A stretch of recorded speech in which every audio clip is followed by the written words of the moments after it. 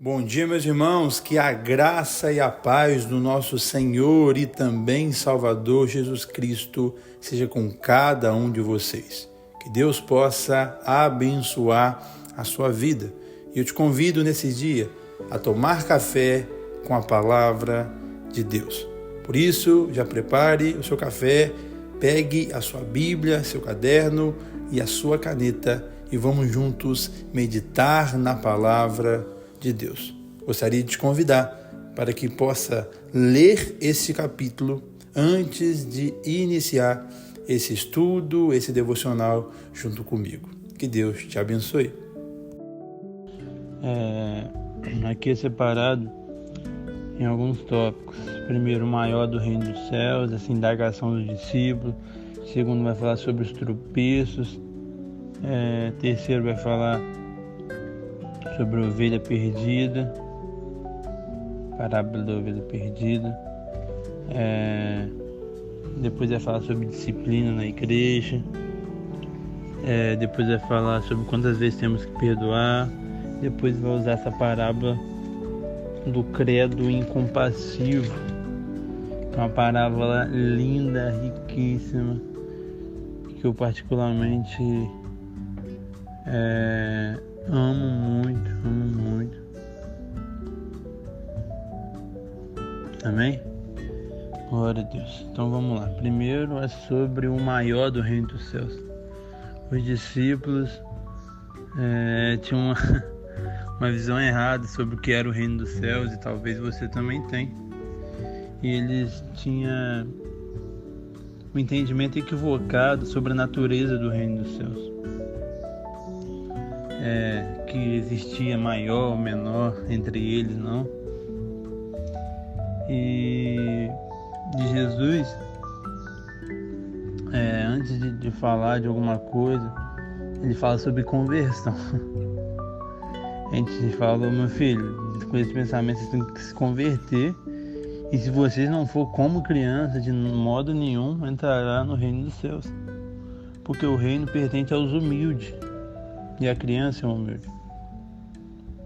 E os valores do reino, no 4 e no 5, a gente vai ver que é diferente dos valores do mundo, porque aquele que se humilhar, como essas crianças, esse é o maior no reino dos céus. Quem recebe uma criança recebe a mim. Então ele usa a analogia da criança. Por quê? A criança não é soberba. A criança é humilde. A criança, ela é sincera, entendeu? Em tudo que ela faz. Então, e eu acho que a principal característica da criança pra gente, trazer pra gente, é que a criança confia. Você tá numa piscina funda com uma criança, ela confia em você, que ela sabe que você vai segurar, ela não vai morrer afogada. Você joga umas crianças pro alto e ela sabe que você vai pegar ela. Então a criança confia no pai, no amigo, no tio, sei lá, mas ela confia. E você tem que confiar no seu pai. Você tem que confiar. Amém? Do 6 ao 9 vai falar sobre o tropeço, sobre o pecado. É a maior de todas as ameaças da vida. E aqui no verso 6 Jesus fala que ser pedra de tropeço para alguém é pior do que a morte. Provocar escândalo no verso 7 é uma tragédia. Portanto, a atitude contra o pecado deve ser radical, meus irmãos. Porque a gente peca contra a gente, contra o nosso corpo, contra Deus, mas é escândalo para o próximo. Então, o evangelho não é questão de pode ou não pode. É questão de se convém ou não convém. Porque se a gente escandalizar os irmãos e fazer eles tropeçar, isso é ruim, isso não é bom. E isso que Deus condena.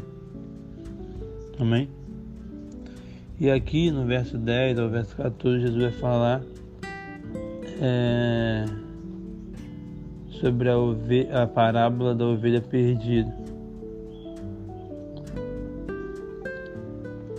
Fala que o pastor aqui perdeu uma ovelha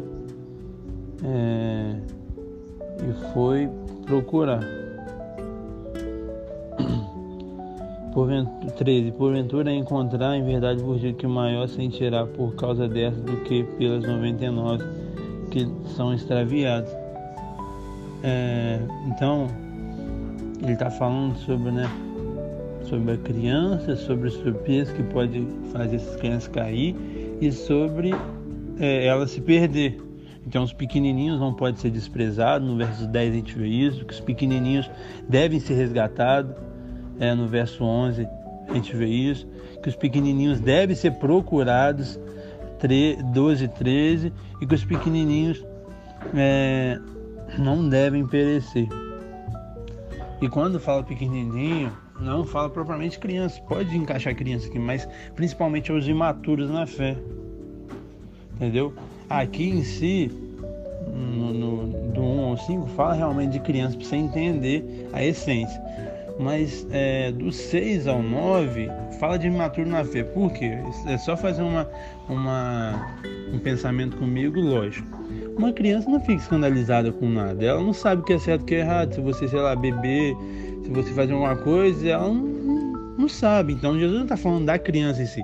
Começa a falar da criança para usar a essência e também a criança, porque Deus tem um apreço muito grande pelas crianças. Aí depois ele continua essa analogia que ele começou, porque a Bíblia, igual eu te falei, não é dividida, ela é uma construção única. Então aí ele fala, quem fizer tropeçar um desses pequenininhos. Por quê? Normalmente é o imaturo na fé que tropeça com as nossas atitudes. O maduro, o homem na fé, a Bíblia fala, Paulo, quando eu era menino eu pensava como menino, agora como sou homem, eu penso como homem. A gente tem que se tornar homem, maduro na fé, mas não é do dia para a noite. Então existem pessoas imaturas, existem pessoas meninas na fé, e a gente tem que cuidar deles. A gente não pode servir de tropeço para eles. E a gente não pode desprezar eles, como está escrito no verso 10. A gente deve resgatar eles, como está escrito no verso 11. A gente deve procurar eles no verso 12 e 13. Porque eles não devem perecer no verso 14. Entendeu? Aqui é alguém que se perdeu. Você vai ver que tem passagem lá em Lucas, está um pouco mais completo sobre isso. Que aqui a gente vai atrás, porque a ovelha se perdeu, é um pequenininho, é um imaturo na fé. Então quando o cara for imaturo na fé, a gente vai atrás, porque ele se perdeu. Mas o caso do filho pródigo, ninguém foi atrás, porque ele já era filho. Mesmo ele tendo essa atitude ruim que ele teve, então, entre aspas, ele já era maduro. Então ele voltou com as suas próprias pernas. Entendeu? Tem gente que vai atrás do maduro e despreza o imaturo. A gente tem que tomar cuidado, a gente, com essa liderança. Entendeu? Espero que você está entendendo. Qualquer dúvida você fala, tá bom? Do 15 ao 20 vai falar sobre repreensão na igreja. A disciplina cristã, meu irmão, é muito necessária. Ou a gente tem uma coisa muito severa da parte de alguns líderes, ou uma coisa das coisas sem repreensão da parte de outros líderes, que é errado também. Então, tanto um extremo quanto o outro é errado. Mas eu vejo mais o lado do extremo de não disciplinar, pelo menos no âmbito que eu enxergo aqui. Não estou falando da Lagoinha, mas do âmbito geral aqui, da outra igreja que eu vim e tal. Tipo assim, a gente não vê tanto esse lado de repreensão. Eu, particularmente, não enxergo isso. E para mim é errado, tem que haver. Entendeu? Porque as pessoas falam na questão de amor e não entende. Tipo assim, quem fala que quem repreende não ama, não entende o que é amor. Porque quem ama, repreende. Quem não ama, não repreende. O contrário do amor não é a repreensão. Amor de um lado e repreensão do outro. Não, o contrário do amor é indiferença. Quando você vê a outra pessoa e fala, tô nem, não deixa ela continuar nessa vida. Você não ama, mas se você ama, você vai puxar a orelha e vai exortar. Entendeu o que eu tô falando? Então, não use essa narrativa e não deixe as pessoas usar. Quando você repreender alguém, a questão do amor não tem nada a ver. Amor é repreender. Você vai ver em N motivos na Bíblia, passagem, Hebreus, Apocalipse, Jesus fala que ama aquele e exorta e repreende aquele que o ama. Entendeu? Então aqui a gente aprende a disciplinar as pessoas na igreja. Primeiro, e a gente tem que saber fazer isso, senão a gente vira soberbo e passa do limite. A gente tem que primeiro fazer isso no particular. O cara errou. Opa, mano, vem cá. Manda um WhatsApp, fala chamar de vídeo. Se puder pessoalmente, fala com ele. E aí você vai falar e tal. E não deu. A pessoa não mudou, não parou. Aí você vai chamar um grupo. No verso 17 está falando aqui. Não, 16. 2 ou 3 testemunhas. Você vai falar com ele, ó. Chamo você e mais 3 testemunhas aqui, ó. Cara, eu tô te repreendendo, eu te repreendi no particular, agora perto deles. Eles veem que eu tô repreendendo, pra eles verem. Isso é um testemunho da igreja que eu não tô olhando de tipo assim, indiferente pro seu pecado. Não tô deixando de te repreender, porque um líder tem que repreender. O cajado do pastor, que é a figura do líder hoje, né? Ele tinha uma parte que era para trazer as ovelhas para perto e outra para bater, para repreender se tivesse fazendo alguma coisa errada. Então, primeiro é particular, depois pedir ajuda para os outros, e terceiro, se não tiver efeito, você tem que chamar toda a igreja e falar para toda a igreja. E se mesmo assim não surtir efeito, o pastor, o líder, pode expulsar e considerar como gentil, publicano, como incrédulo. Porque, meus irmãos, talvez você soe isso muito radical, muito, talvez, desumano. Não, mas é isso que está escrito. A gente só não vive isso, mas está escrito isso. E o que está escrito que a gente tem que viver. Por quê, meu irmão? Uma pessoa que não se arrepende no particular, não se arrepende no grupo, não se arrepende para a igreja toda, ela não nasceu de novo. E ela não quer melhorar, porque igual eu falo, a gente não é perfeito, a gente vai errar. E as pessoas falam, a igreja é hospital. Eu concordo, a igreja é hospital, mas ninguém vai para o hospital para ficar em coma. Você vai para o hospital para ser tratado. Talvez seu quadro é difícil, você vai ser tratado devagarinho, vai demorar anos, mas você quer ser tratado, você vai tomar as medicações, vai fazer de tudo para ser tratado, mas você não vai continuar piorando, não por causa biologicamente, porque você está piorando talvez de uma doença, mas você quer piorar, entendeu? Você está entendendo o que eu estou falando? Então, quando a gente fala que a igreja é hospital, a gente tem que pontuar isso. E mediante a isso, a gente tem que manter o caráter espiritual da igreja, né? E aqui ele afirma no verso 18 sobre a autoridade da palavra do Senhor, o poder da oração, que a oração é maravilhosa, é o melhor remédio para a nossa angústia, é o melhor tempo que a gente tem no dia de intimidade com o Senhor. A gente não pode desprezar, meu irmão. Não despreze o tempo de oração. Você tem que ter a intimidade. E a comunhão com o irmão é indispensável. A comunhão com os irmãos é algo mágico. O verso 20 ali vai falar sobre isso. No verso 21 e 22 vai falar sobre... Pedro pergunta quantas vezes tem que pecar, e aí ele falou até 7. Aí Jesus falou 70 vezes 7 é um número fictício, tipo assim, só para ele entender que era muito maior do que ele pensava. Não é para você ficar contando, já perdi 7 vezes 7, 70 vezes 7, não sei quantos que dá, mas talvez você vai estar contando, já perdoei uma, perdoei duas. Deus já, não é isso, a gente tem que perdoar sempre. E para usar isso, ele contou uma parábola, que Jesus gostava de contar parábola, maravilhosa, meus irmãos, maravilhosa. Muito, muito linda, muito linda. Não vou ler aqui, porque vocês já leram, mas é um rei, aleluia, é um rei que tinha um servo que devia para ele muito dinheiro mesmo, tipo assim, 5 bilhões hoje em dia, trazendo aqui para os nossos dias atuais.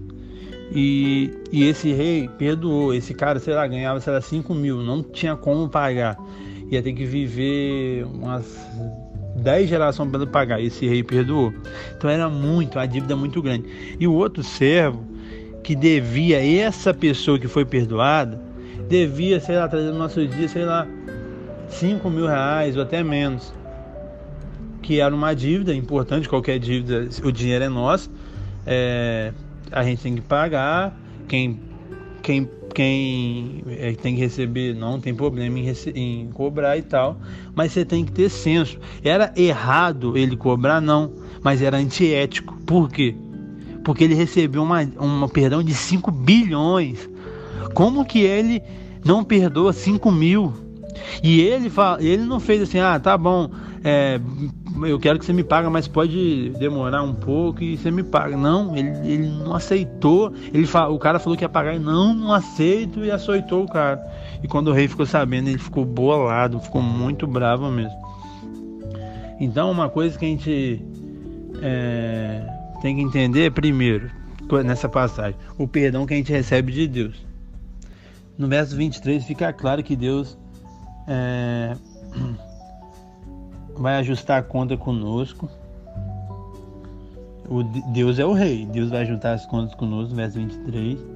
No 24 do 25 a gente vê que a gente tem uma dívida impagável, não tem como pagar nossa dívida.